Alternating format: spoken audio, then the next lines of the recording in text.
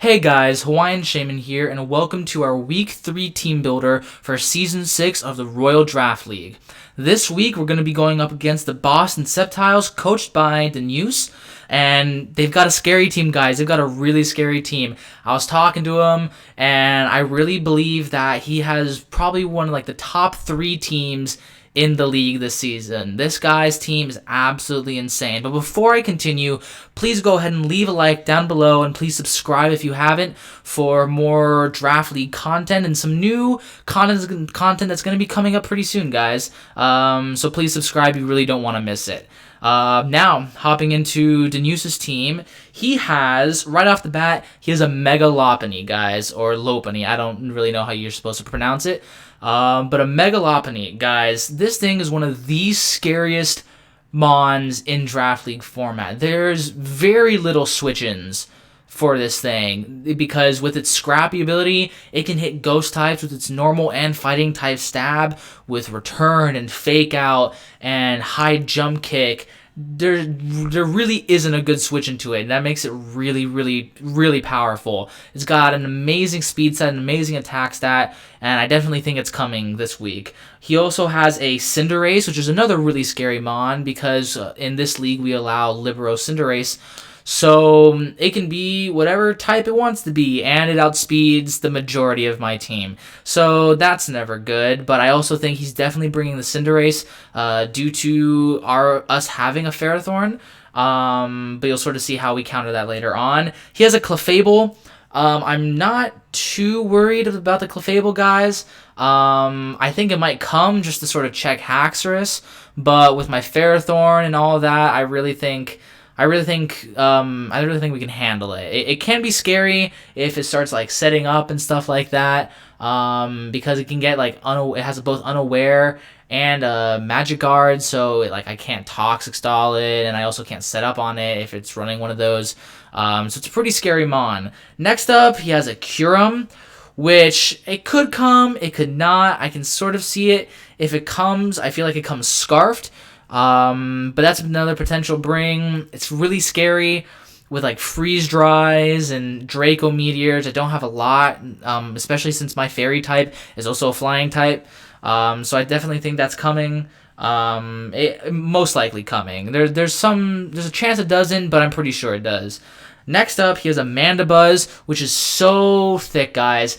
Danuse has an amazing combination of mons that hit really, really hard and mons that can just take a lot of hit. And Mandibuzz, along with Clefable, is one of those mons that just can take a lot of hits. I don't think the Mandibuzz is coming because he saw Raikou put in so much work week 2. I think he might be a little scared. And I don't think he brings the Mandibuzz, but we'll see. Next up, he has an Empoleon, one of the best defoggers, an amazing rock setter. It could come. I don't think it does. But there's a chance if he's really scared of Togekiss, there's a chance that it could come. If it does, it'll probably be more support Stealth Rocks, Defog, Flash Cannon, something like that. Next up, he has the Amoonguss, which I definitely think is coming because it's part of his amazing defensive grass and water core that he has. Amoonguss has Regenerator, guys, which is really, really frustrating. Plus, it gets Spore, which is an immediate just putting something to sleep right there, which is also really, really frustrating. Next up, he has a Quagsire, the second part of that really, really annoying grass and water defensive core. It gets Unaware and Water Absorb. I think he probably brings Unaware, and I definitely think he brings the Quagsire because, again, he saw Raikou put in a lot of work, and he really is going to want to check for that. I definitely think he brings Unaware instead of Water Absorb because my only water type is the Gastrodon, and he would want to stop me from setting up with, the Haxorus, probably. And he also has an Electros. I don't think the Electros comes. There really isn't much that it does this week. It could be another sort of check the Togekiss if he's really scared of the Togekiss. Maybe an Assault Vest version. But I highly doubt it comes. And then finally he has a Dusclops, another really, really thick mon, guys, with its Eviolite. Just a pain in the neck. I really hope it doesn't come. I don't have too many answers for it if it does come, but I don't think it does come because it doesn't really it walls, but it's sort of like setup fodder for some of my mons, as you'll see. But yeah, that's his team, guys, and it's really, really scary. But I think we put together a really good team with some unique stuff, and I think we can really pull a win out this week, and hopefully keep this this win streak going with a third win. But yeah, let's start off with our team for this week, guys. First off, as you can see on the screen, we have Ferrothorn. Ferrothorn, Iron Barbs, rocking the Oka Berry, which, interesting fact, Oka Berry allows Ferrothorn to live a max attack Jolly Pyro Ball from a Cinderace if it is not Life Orb. If it's not Life Orb. So we're going to want to try and scout for that ahead of time. It lives with about like 12%, guys, which can really come in handy. It also like covers fire coverage for like the Clefable. It'll stop like it from like flamethrowing me. Same with the Electros if he wants to bring flamethrower. Fire Punch and the Lopunny, different things like that. I think the Oka Berry is going to be really clutch this week. Adamant Nature, max HP, max attack. Because I want to be dealing out a little bit more damage, guys. I want to be able to do damage to the Quagsire. I want to be able to do damage to the Clefable. And just like hit things with knockoffs and strong Iron Heads and things like that. And Leech Seed for some more recovery, since I don't have the leftovers this week. But yeah, I think Ferrothorn is going to be putting in a good amount of work this week. I'm really excited for it. I don't think he's going to see the Oka Berry coming, so we'll have to see how it goes. Next up, we have Haxorus, and Haxorus is our planned late game, like mid to late game sweep, guys. Mold Breaker ability, which allows us to hit the Electron. Allows us to do a lot of things, guys. This is why I love Haxorus so much. It allows us to hit the Electros with Earthquake.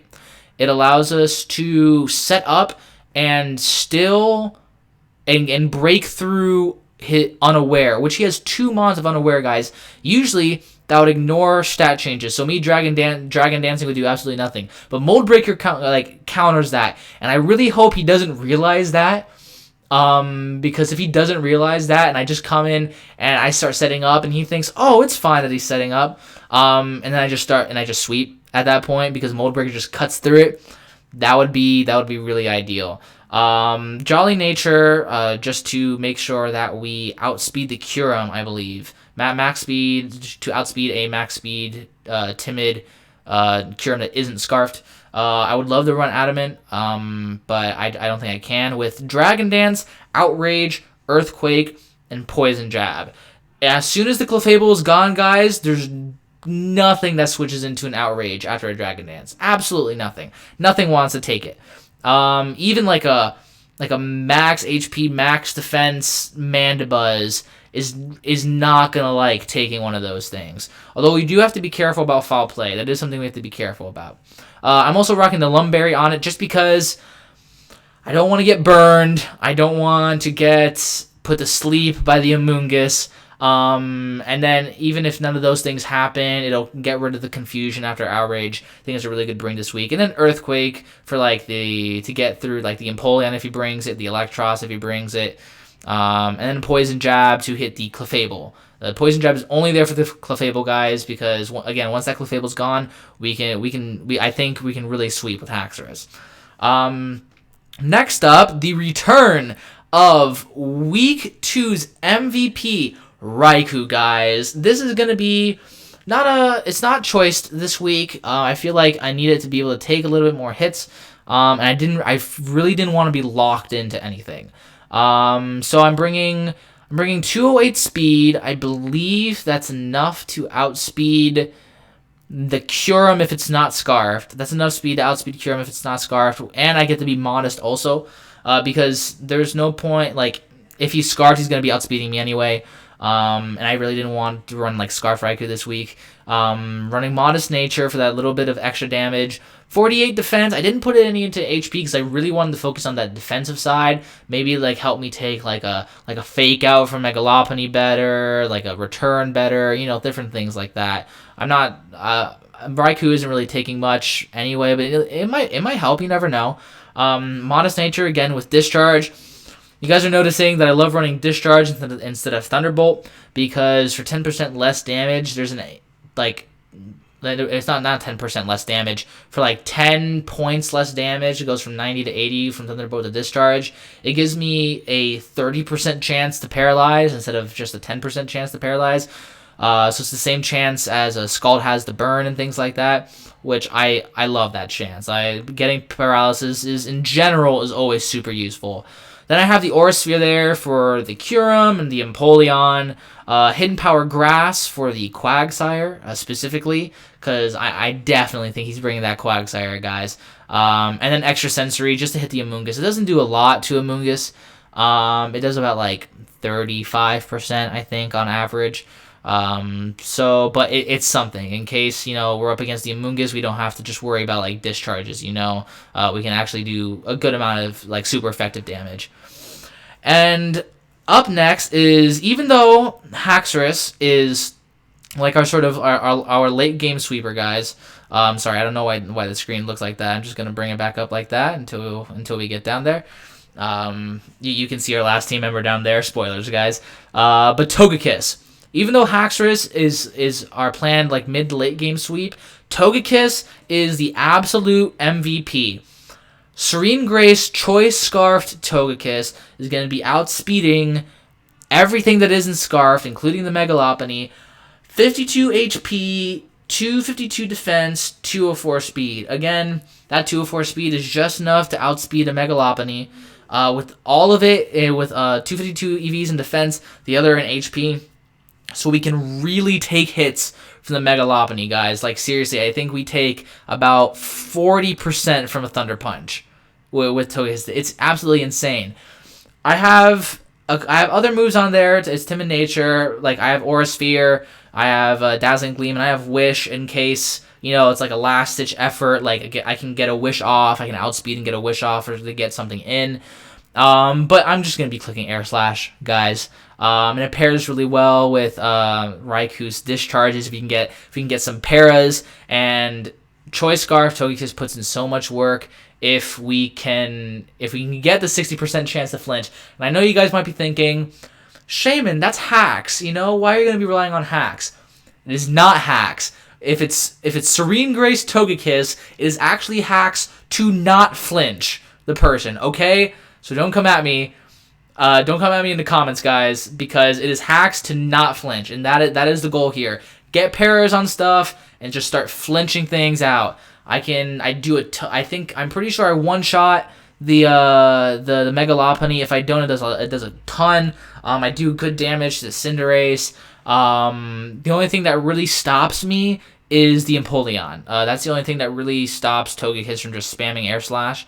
So that's why I think he might bring the Empoleon, but I doubt it. I think he brings Quagsire instead. But yeah, I'm so excited to see Togekiss put in some work, guys. Next up, we have Mega Gallade. Mega Gallade is gonna be interesting because Mega Gallade has Inner Focus, which means that a Fake Out from Megalopony won't flinch me. Which is really, really important. Oh, that's another thing I forgot to say about Raikou, is that I'm also running Inner Focus instead of Pressure, because again, not a lot of people know that the legendary dogs get Inner Focus, so he might sit there with Megalopony and think, oh, I can just go for Fake Out here. He goes for Fake Out, I go for Aura Sphere, I just kill it. Immediately, on the spot. Just absolutely wrecks it. And same thing goes for Mega Gallade here. Also, I just love that like Miltank is just sort of like popping out, just going, hey, yeah, we'll get to you, Bluebell. Don't worry. But right now it's Mega Gallade's turn. Mega Gallade, max attack Mega Gallade's pretty straightforward here. Max attack, pretty much max speed, adamant nature, just here to do damage. I got both Substitute and Swords Dance with Zen Headbutt and Leaf Blade. Mega Gallade with this set is pretty much walled by the Mandibuzz, but I don't think he brings it. If he does bring it, I mean, there really isn't much we can do about that, guys, but I really think the Substitute Swords Dance is really vital here. It allows us to just punch holes through things. Zen Headbutt hits the Megalopony. I'm pretty sure Zen Headbutt, I know after Swords Dance it one-shots a Moongus, but even without a Swords Dance, I think it does like 60-70% to it. And if I'm under a sub, can't put me to sleep. So that's really useful. Leaf Blade for the neutral coverage on the Empoleon and to hit the Quagsire, super effective. I thought about bringing like Drain Punch and like Knockoff and things like that, but I really felt like I needed sub Swords Dance this week, just to be able to set up, and because he's got some really defensive mons, guys. He's got some really defensive mons, but since I'm faster than his defensive mons because they're really slow, I can get a sub up. They can't status me. I can Swords Dance and I can start breaking through them. But yeah, that's gonna be really important, guys. And last but absolutely not least, Miltank is down there. I don't know why Miltank is. Hold on, let me see if I can fix this, guys. Just some mid-recording edits real fast. Don't mind me. Let me see if I can. I need y'all to see Miltank because Miltank's MVP. I need y'all to see Miltank and Miltank's set here. All right, sweet. Let's see. So sorry about this, guys. But there we go. Miltank, yes. Bluebell. Bluebell's making a return, guys. All right, there we go. So sorry about that. Miltank is here, guys. Sometimes you just gotta do some edits in the middle of an episode. Miltank is here. Bluebell's back with Thick Fat because Kyurem is really scary, guys. And up until this point, I really didn't have a good answer to Kyurem. With its just like freeze dries and Draco Meteors, I really didn't have a really good answer to this. But Miltank is my really good answer to this. I know you see that I'm missing 4 EVs on the Miltank. It will be going into physical defense. I just want you all to know that. Bringing exactly the same set as last week. I know you guys might be thinking, Shaman, why are you doing that? You know, you did that last week. It's not a little predictable. It might be, but it also might be like the opponent thinking, oh, he's not going to bring that. He brought that last week. And then boom, I brought it this week again. Because honestly, guys, it's just good. Seismic Toss, Milk Drink, Heal Bell, Toxic. It's a good support mon. Nothing, if a mon tries to set up on me, Seismic Toss just cuts straight through it. I am walled by the Dusclops, but I can Toxic it.